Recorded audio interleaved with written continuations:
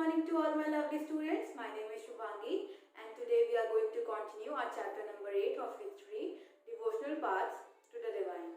So let's start. In our previous video we have discussed about the new kind of bhakti in South India led by Alvars and Nayanars.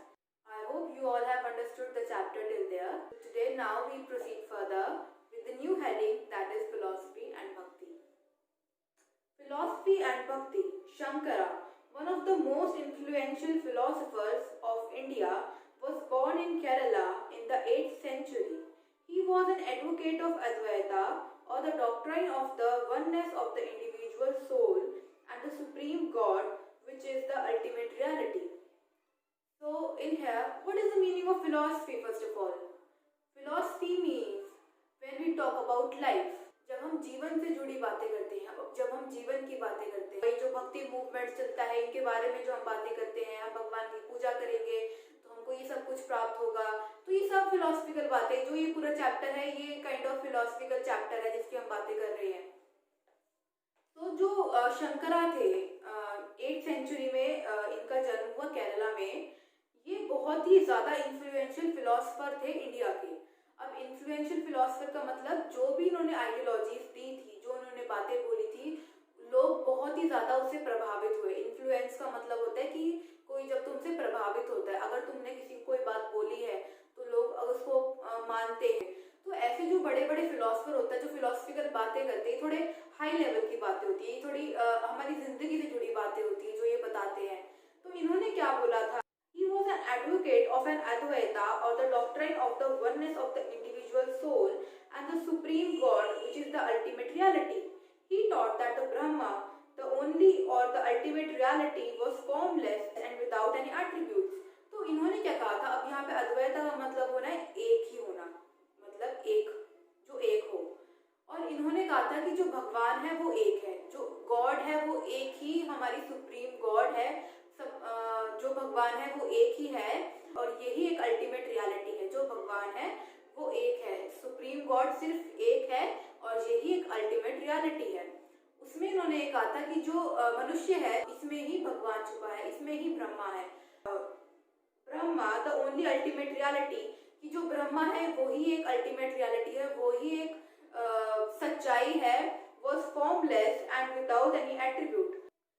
जो ब्रह्मा है वो हर प्राणी में वास करते हैं, वो हर जगह है। जो ब्रह्मा है ऐसा नहीं है उनका कोई फिक्स स्ट्रक्चर है, वो फॉर्मलेस है, उनका कोई एट्रीब्यूट नहीं है, उनका कोई फिक्स स्ट्रक्चर नहीं है, वो हर प्राणी में वास करते हैं, हर मनुष्य में ब्रह्मा वास करते हैं। इनका ये कहना था। किनका कहना था? शंकरा का। He considered the world around us to be an illusion or माया। तो इनका क्या मानना था? इनका तो मानना था कि जो भी संसार में हमारे आसपास है, हमारे इर्द गिर्द है, ये सब एक भ्रम है, ये सब एक माया है, इल्यूजन है। इल्यूजन का मतलब जो भ्रम हो, कि जो हमें दिख रहा है वो वैसा नहीं है, वो सब एक भ्रम है। तो इन्होंने कहा था कि जो हमारा जो जीवन है, जिसमें जो हमारा जीवन है, जो मनुष्य का जीवन है, वो एक भ्रम है, वो एक माया है, वो एक इल्यूजन है, that is an illusion. And preach renunciation of the world and adoption of the path of knowledge. हमें ये सब कुछ छोड़कर, हमें सब कुछ त्याग कर, हमें नॉलेज का रास्ता अपनाना चाहिए, ताकि हम ब्रह्म को समझ सके, हम ईश्वर को समझ सके। हमें ये सब भ्रम, हमें ये जो भी इल्यूजन और जो माया का जो संसार है, हमें ये सब कुछ छोड़कर हमें ज्ञान का रास्ता अपनाना चाहिए, ताकि ईश्वर का जो असली व्यक्तित्व है हम वो समझ सके, और ताकि हमको मोक्ष की प्राप्ति हो सके।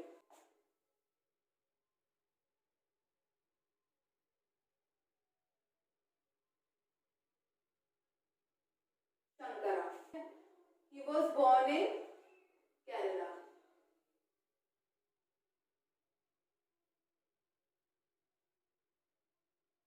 In 8th century. Okay students, so Shankara was born in Kerala in the 8th century. हमने अभी पढ़ा है शंकरा के बारे में, जिनकी फिलॉसफी थी कि भगवान एक है, हमें ये सब मोह माया छोड़कर, हमें इल्यूजन का वर्ल्ड छोड़कर हमको ज्ञान का रास्ता अपनाना चाहिए, ताकि हम भगवान का, ईश्वर का असली व्यक्तित्व समझ सके, और जिससे हमें मोक्ष की प्राप्ति हो सके, to attain salvation. Okay, so now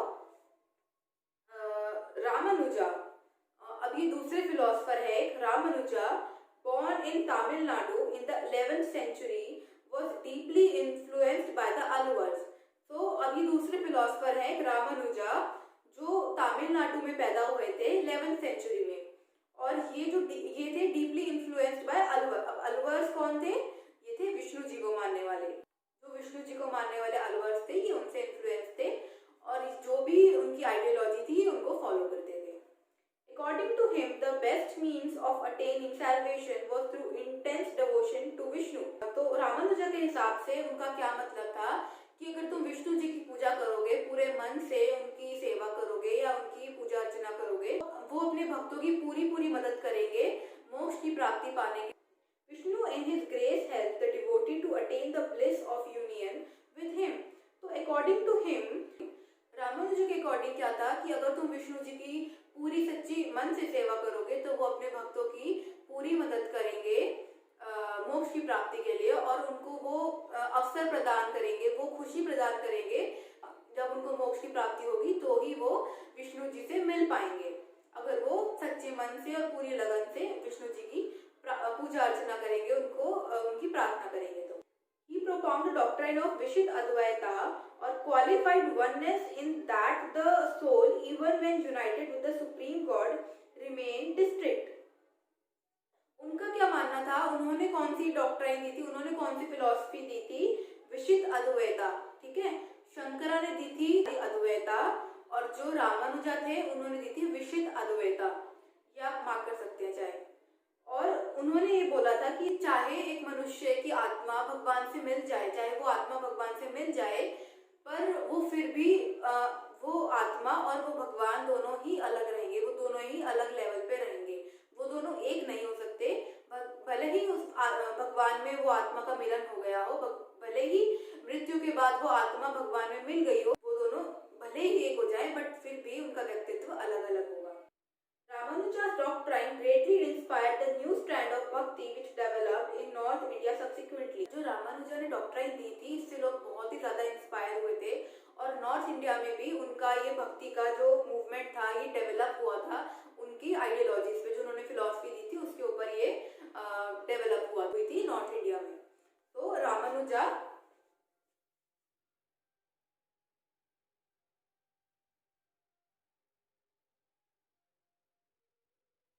born in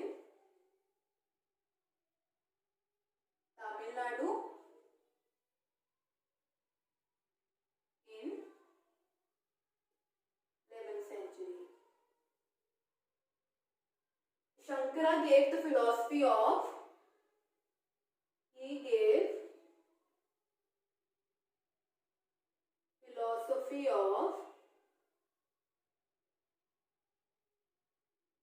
Advaita, and he gave philosophy of Vishisht Advaita.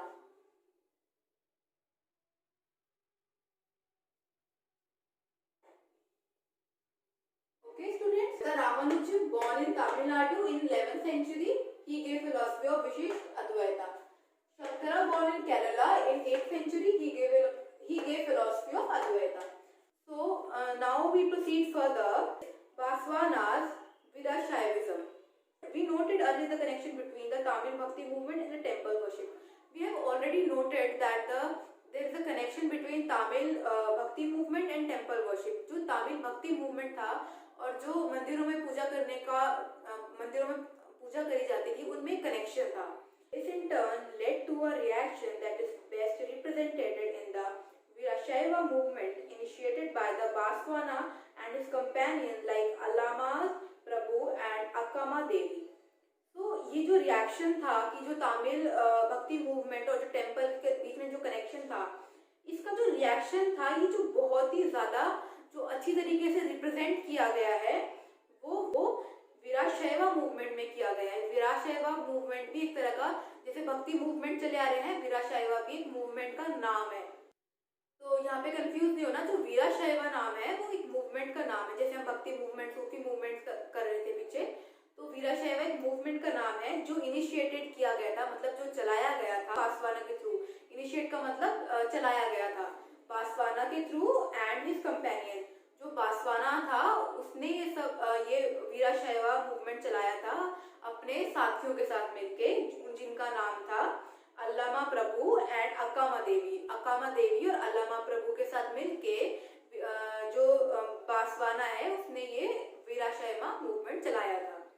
This movement began in Karnataka in the mid 12th century. ये जो मूवमेंट है ये शुरू हुआ था कर्नाटका में मिड 12th सेंचुरी में। मिड 12th सेंचुरी में मतलब 12th सेंचुरी का जो बीच का समय था ये तब शुरू किया गया था। The Virashaivas argued strongly for the equality for all human beings and against Brahmanical ideas about caste and the treatment of women. They were also against all forms of rituals and idolatry. Virashaiva movement जो था, जैसे कुछ लोग भक्ति movement चला रहे हैं मिलके, तो वो एक ग्रुप है, एक ग्रुप मिलके वो एक पर्टिकुलर मूवमेंट चला रहा है, भक्ति मूवमेंट चला रहे हैं। जो वीराशैवास थे, वीराशैवास मतलब जो एक पर्टिकुलर मूवमेंट चला रहे हैं, जो लोग वो मूवमेंट चला रहे हैं, वीराशैवास मतलब उन लोगों के ग्रुप को यहाँ पे बताया गया है कि वो लोग बहुत ही ज्यादा जो ह्यूमन बींग्स की इक्वालिटी के लिए बहुत ही स्ट्रांगली फेवर में थे कि हर जो इंसान है वो इक्वल होता है। जो वीराशैवास थे वो ब्राह्मण्स के जो आइडियोलॉजीज थी कि ह्यूमन बींग्स इक्वल नहीं है, वो सब इनके बहुत ही ज्यादा अगेंस्ट थे। उनके अकॉर्डिंग जो ह्यूमन बींग्स थे वो इक्वल है, और जो ट्रीटमेंट था विमेन का सोसाइटी में और जो ये कास्ट का सिस्टम था उनके भी वो अगेंस्ट थे। उनके अकॉर्डिंग कास्ट के अकॉर्डिंग किसी को जज नहीं करना चाहिए, सब इंसान बराबर हैं, और विमेन्स को भी सोसाइटी में एक इक्वल दर्जा मिलना चाहिए, इक्वल स्टेटस मिलना चाहिए, जैसे कि बाकी सबको मिलता है, सब इक्वल है यहाँ पे। They were also against all forms of ritual and idolatry.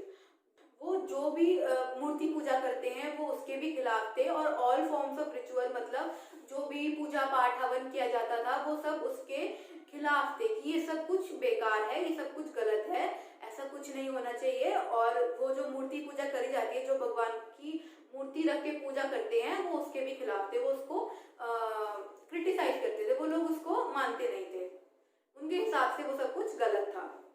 So students, today we'll do only till here. So students, provide me any kind of feedback so I can rest assured that you people are following my video. Thank you students and have a nice day.